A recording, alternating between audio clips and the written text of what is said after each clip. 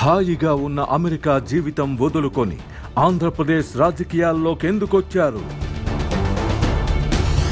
పలువురు పోటీ పడిన Guntur TDP ticket NRI doctor పెమ్మసానికే ఎలా దక్కింది?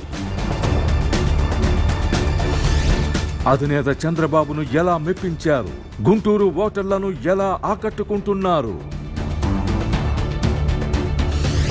ప్రత్యర్థుల సవాళ్లను ఎదుర్కొనే సత్తా ఉందా?